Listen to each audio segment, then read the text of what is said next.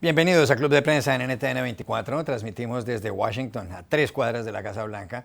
Y al final de este programa, no lo olviden, si ustedes lo quieren ver, lo pueden encontrar completo o pueden encontrar a partes en nuestra página de Facebook, también por nuestra cuenta de Twitter. Y el audio, el podcast, lo pueden escuchar, lo pueden oír en SoundCloud. Les doy la bienvenida a los invitados hoy a Club de Prensa. En primer lugar, el director del área de las Américas de The Atlantic Council, uno de los centros de pensamiento, de los think tanks, como se dice en inglés, más conocidos de Washington y de los Estados Unidos, Peter Schechter. Bienvenido a esta mesa, como siempre. Como siempre, un gusto. Sara Barderas, corresponsal de la agencia alemana de prensa DPA, bienvenida a este programa. Gracias, un placer. Y Juan Carlos Hidalgo, investigador costarricense del Cato Institute, otro centro de análisis muy conocido en esta ciudad. Bienvenido. Buenos días. La primera noticia, Peter, tiene que ver con su país natal, Italia. Está en todos los periódicos, hoy en el Wall Street Journal, en donde cuentan cómo ha sido derrotado Matteo Renzi, quien era el primer ministro, quien era el jefe del gobierno. El señor Renzi había convocado un referendo con la idea de que los ciudadanos, si lo aprobaban, le dieran más competencias al Poder Ejecutivo, redujeran las competencias del Senado, se redujera el número de escaños del Senado a 95, tenía más de 300, y además dijo, si pierdo el referendo, renuncio. Y cumplió. El señor Renzi perdió, el 60% de la gente votó no, el 40% de la gente votó sí, hubo una participación alta del 70%. Algunos dicen que perdió porque se convirtió este referendo en un plebiscito sobre la figura de Renzi, un hombre que llevaba 2 años y medio en el poder y que había sido además nombrado, él no fue elegido, en medio de una crisis anterior, fue nombrado como primer ministro. Ahora, ¿qué es lo que ocurre? El presidente de la República, porque en Italia el jefe del Estado es el presidente, el jefe del gobierno, del Ejecutivo, es el primer ministro. El presidente de la República, Sergio Mattarella, un hombre mayor, ex magistrado de la Corte Constitucional, tiene que optar por uno de dos caminos. O nombra a una persona que reemplace a Renzi, se habla mucho de Piercarlo Padoan, el ministro de Finanzas, o convoca a unas elecciones anticipadas para comienzos del año 2017. Si hace lo segundo, sería la primera vez que habría elecciones el mismo año en Alemania, donde las habrá a finales del año entrante, en Francia, donde las habrá en mayo, la segunda vuelta de las presidenciales, y en Italia, en un ambiente de gran euroescepticismo y con movimientos de gente que quiere sacar a sus países de la Unión Europea y del euro.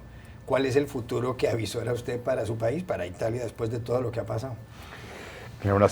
Italia entra ahora en una situación extremadamente complicada, llena de incertidumbre. Yo sí creo que el presidente optará por escoger a Piercarlo Padoan, que ha sido un ministro de Finanzas extremadamente competente y respetado.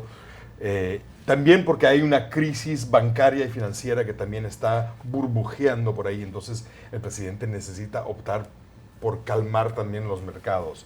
Pero yo creo que es muy interesante la reacción y qué hizo Renzi, porque Renzi optó por una cosa que no es para nada italiano, que era dimitir, porque por 45, 50 años simplemente los italianos cambiaban de asiento. O sea, lo normal era, ante un fracaso de esto, Renzi se iba como al ministro de Relaciones Extranjeras o ministro de Interior y alguien tomaba su asiento y se intercambiaban asientos. Y yo oí el discurso en vivo y dijo una cosa interesante en italiano, dice, volevo far saltare le poltrone invece saltata la mia poltrona. Quería dinamitar los asientos políticos y en vez lo que ha pasado es dinamité mi asiento y me voy. Mi propia poltrona. Mi propia poltrona. Y ahora entramos en un momento, quien no importe qué haga el presidente, entramos en un momento de gran incertidumbre, de más tensión, de más polarización en Italia, porque es exactamente lo que quieren los partidos antisistémicos.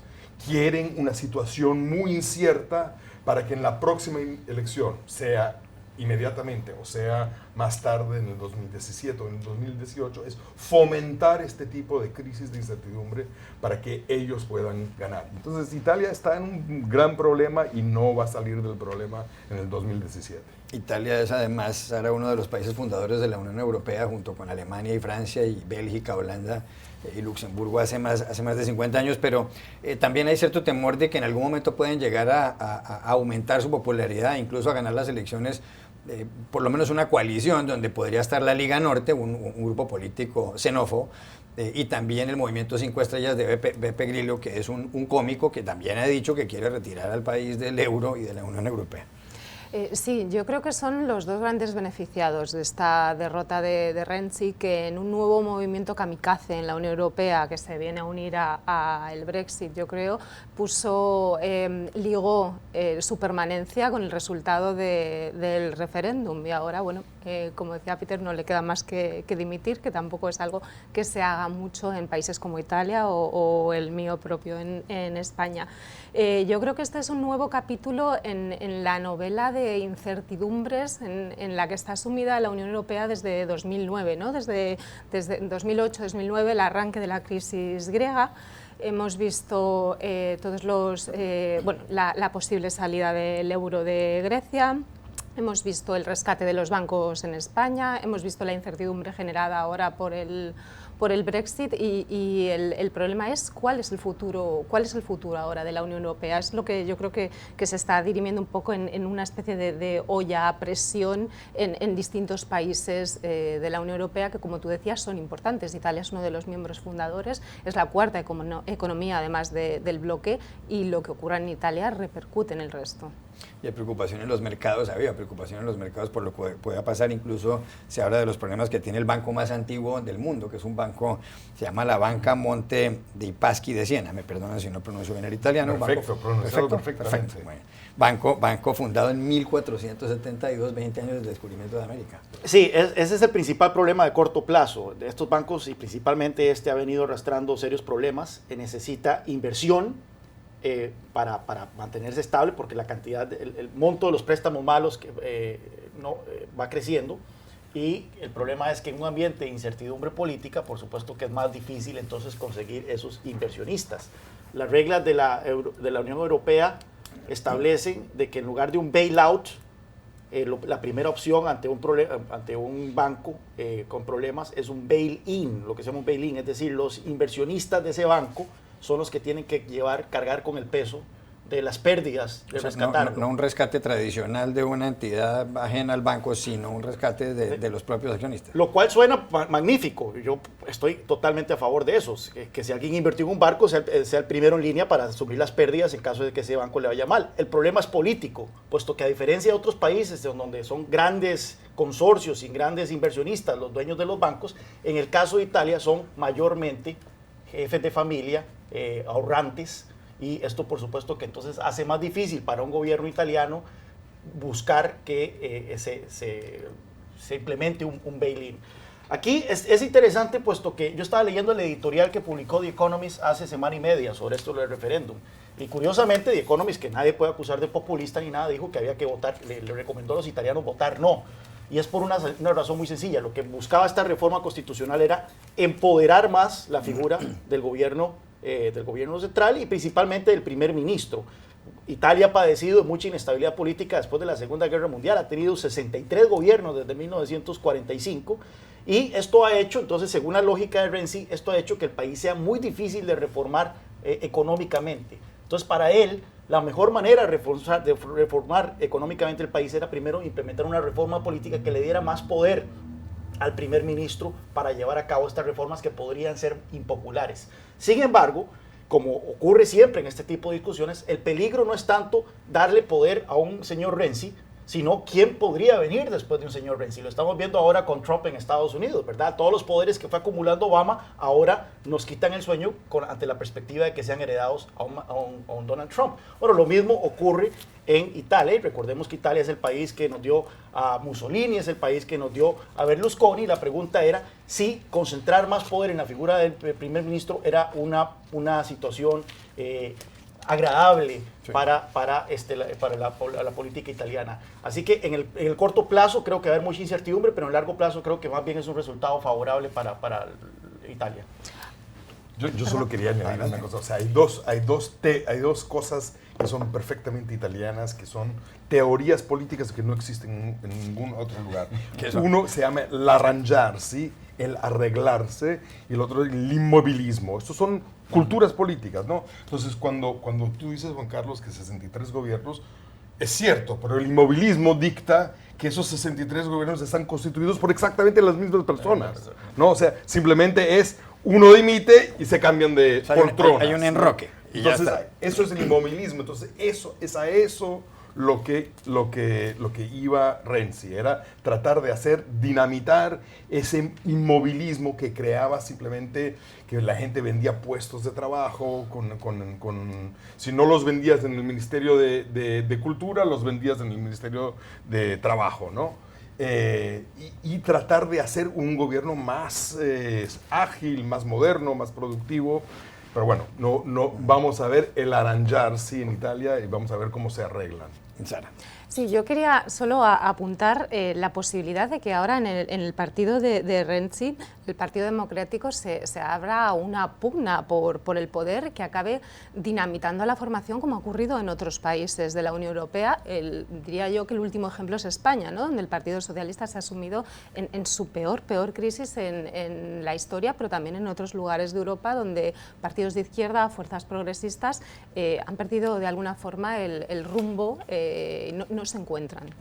Yo creo que el punto de Sara es extremadamente importante, porque la gente dice, no, bueno, consiguió el 40%. El 40% equivale exactamente a lo que ganó el partido de Renzi, el Partido Democrático. Entonces, pero va a pasar exactamente lo que dice Sara, y el Partido Democrático se va a dividir. Entonces, bajándole el voto, porque nadie quiere votar a un partido dividido. Claro. Hay más noticias de Europa, en este caso de Austria, y está aquí en la primera página del Financial Times. Hubo elecciones a la presidencia, también en Austria el presidente es el jefe del Estado. Había habido otras en mayo. Había ganado un candidato independiente que competía contra un candidato xenófobo. El independiente era Alexander Van der Bellen, el xenófobo, el hombre que está contra la inmigración, Norbert Hofer. En esa ocasión la ventaja había sido de solo 31.863 votos ciudadanos. Pues ahora resulta que repitieron las elecciones y volvió a ganar el candidato independiente por un margen mayor. Eso quiere decir que adiós a la xenofobia, por lo menos para llegar a la jefatura del Estado en un país como Austria. ¿Esa está una buena señal? Mira, es otro país que me llega de cerca. Mi papá nació y fue criado en Viena. Entonces, es otro. Y esto es una muy buena noticia. Esto es una muy buena noticia también por el tamaño de la victoria, porque ganó por 7%. Que es mucho más de lo que pasó hace 6 meses. Y yo creo que en parte hay un efecto Trump. Aquí la gente vio lo que es votar simplemente para dar un voto de protesta, que voto de protesta puede saltar y resultar en una victoria, como pasó en Brexit.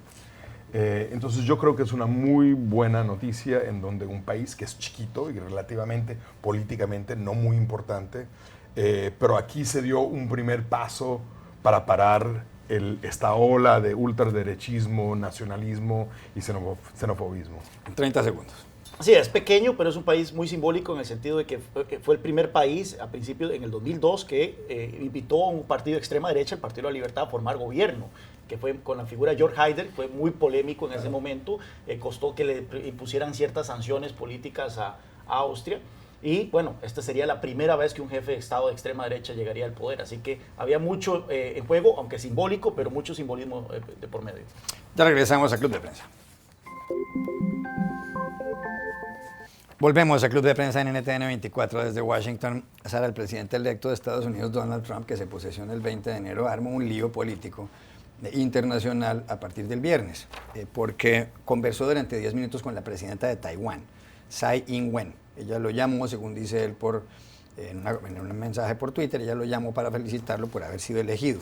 Lo que pasa es que desde hace casi 40 años, desde 1979, un presidente de Estados Unidos no hablaba con un presidente de Taiwán. Taiwán es una isla, recordemos, que está frente a las costas de China, y se ha declarado como una república, tiene un gobierno distinto, pero la República Popular China no lo reconoce, la República China. Y muchos países han tenido que ir rompiendo relaciones con Taiwán, como hizo Estados Unidos en 1979. Por supuesto, una protesta muy seria del gobierno chino se mostró extrañado. Taiwán, y aquí estaba recordando datos históricos, fue cedida por los chinos a Japón en 1895, y después, cuando vino la guerra civil china a finales de los años 20 del siglo pasado, los nacionalistas, lo que se llamaba el Kuomintang, se fueron a Taiwán y montaron ahí su gobierno y su tolda aparte.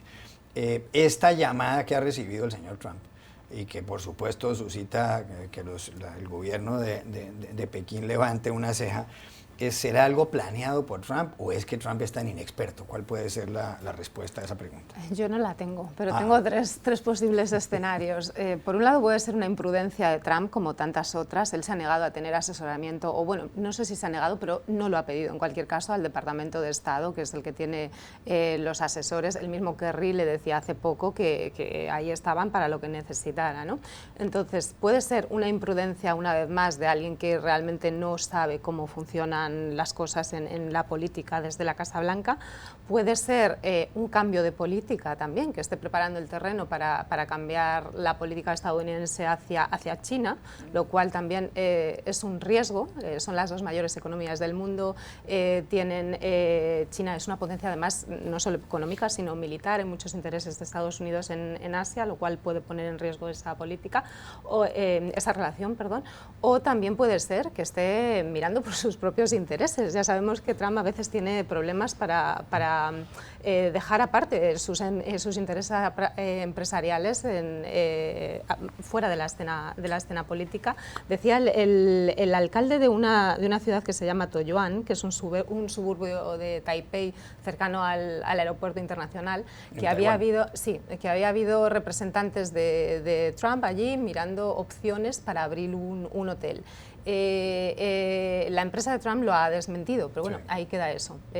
Yo no me atrevo a decir cuál de las tres opciones es la correcta. Peter Schachter. Mira, yo debo decir que me encontré, cuando leí la noticia, me encontré un poco confundido con mi propia reacción, porque me encontraba con sentimientos encontrados. Por un lado, con cautela por haber roto 40 años de diplomacia y de funcionamiento.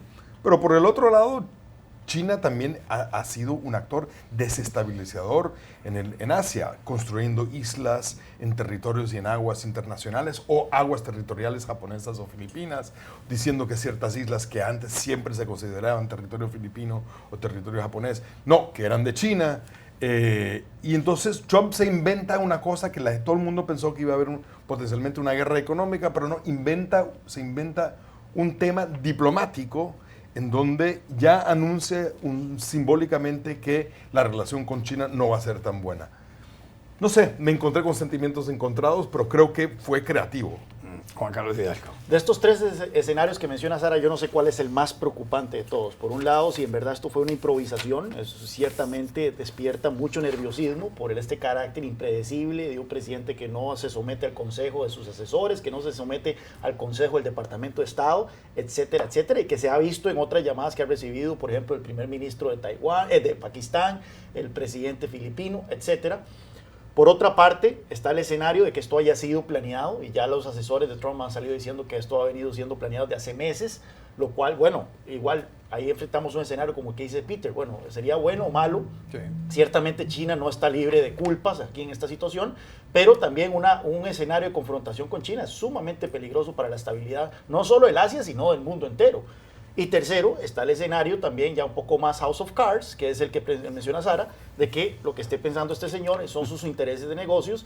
Ya se ha especulado que también en la llamada que recibió con Mauricio Macri, el presidente argentino, también hubo ciertas discusiones sobre construir una torre en Buenos Aires. Así que también veríamos un patrón en ese sentido. Cualquiera de estos tres escenarios genera mucho nerviosismo, genera mucha incertidumbre. Ya regresamos a Club de Prensa.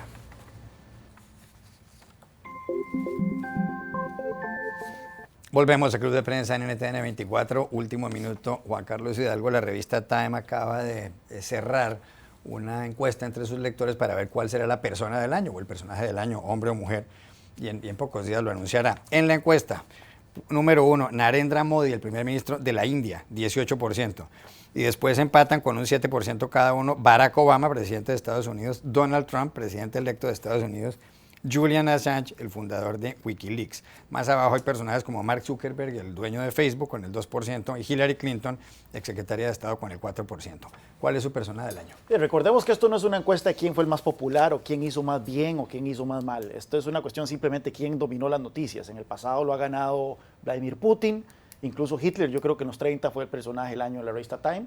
Así que no queda duda de que el personaje que dominó el ciclo noticioso este año se llama Donald J. Trump. No. Sara Barderas. Estoy completamente de acuerdo y me gustaría también poner la otra cara de la moneda, que es Obama, que se despide. Entonces vamos a dárselo a los dos, a Obama y a Trump. Peter Schechter. Yo creo que va a ser Trump y siento unos derechos de autor sobre esto porque yo en agosto de 2015 dije que en un mes ya no estaríamos hablando de Trump. Aposté una botella de champán, traje la botella de champán. Ahora les debo un viñedo entero porque por la equivocación mía. Así es, Donald Trump. Gracias a los tres. A ustedes los espero mañana en Club de Prensa.